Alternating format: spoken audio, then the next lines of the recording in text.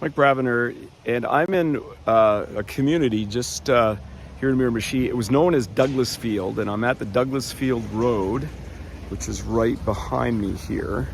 And why this area is so important is John Jackson. He was the sexton of the Anglican Church in Bushville, and he's the guy who kept the church from burning by putting wet blankets on the roof.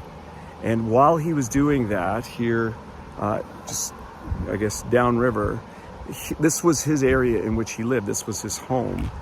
And in this area, anyway, his family died in the fire. They went to a brook to try to escape the flames. And I was told if I drive down this road just a little bit, I might be able to find, it's dried up now, of course, because of this dry summer, but we could see where his family, who lived right along this road, and where they unfortunately did not survive the fire 200 years ago today. So I'm here on Jackson Street, and behind me is the stream, but thanks to a beaver dam,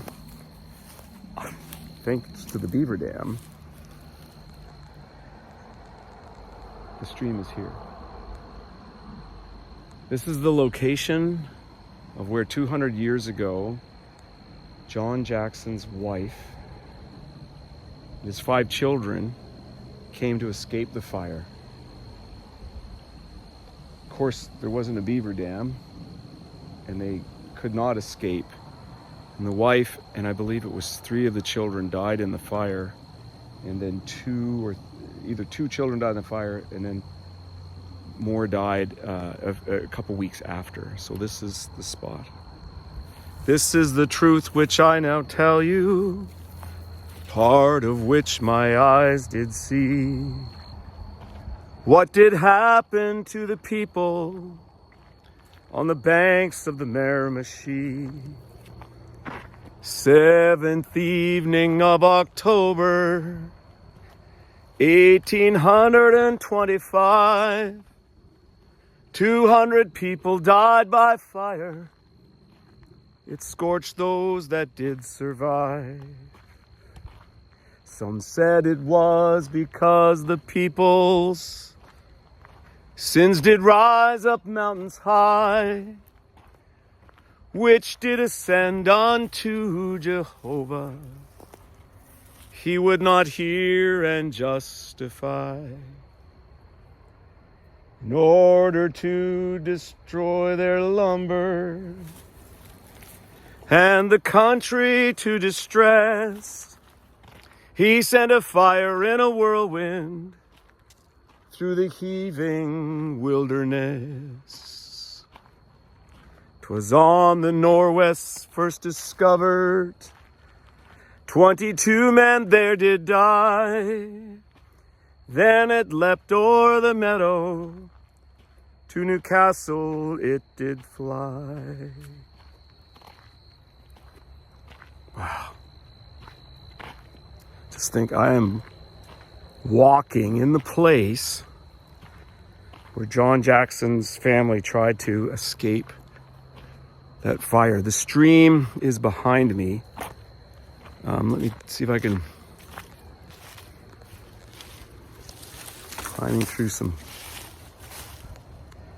woods. Yeah, here I'm just do this. While the people were all sleeping, fire seized upon the town.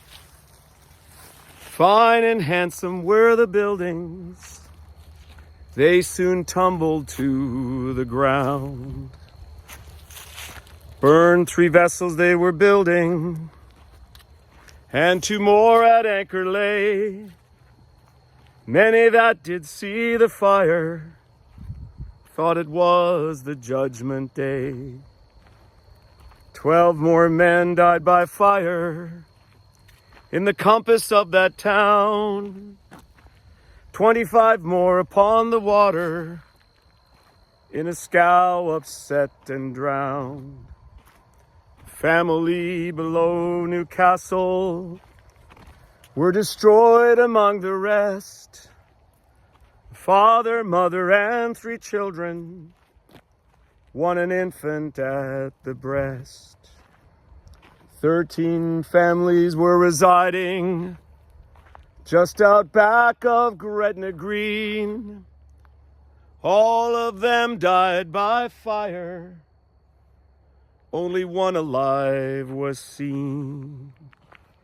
42 miles by 100, this great fire did extend. All was done within 8 hours, not exceeding over 10. Then it crossed over to Black River, where it did burn 60 more. So it forced its way with fury till it reached the briny shore. I have spoken of things collective, now I will personate and speak of my acquaintance with whom I was intimate.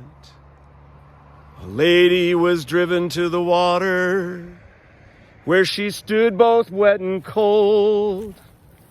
Notwithstanding her late illness, had a babe but 3 days old. 6 young men, both smart and active, were to work on the northwest when they saw the fire coming. To escape it, tried their best. About 2 miles from where the camp stood, there we found each one of them. But to paint their sad appearance, I cannot with tongue or pen. See these fine, these blooming young men, all lay dead upon the ground, and their brother standing mourning spread a dismal scene around.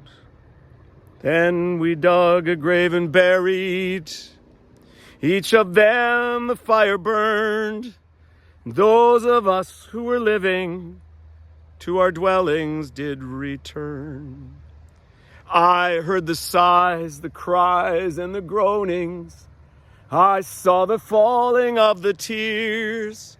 So by me this will never be forgotten, should I live 100 years.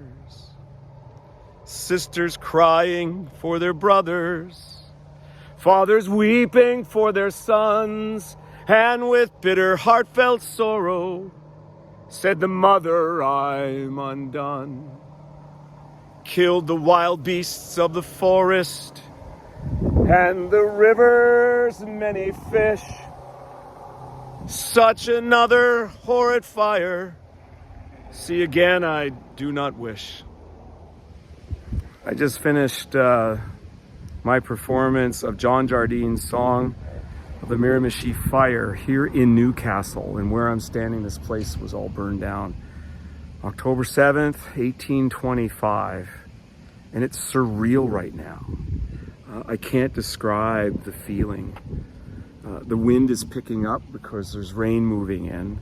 And so if you can imagine a fire burning, and the winds back then were far greater than what they are right now.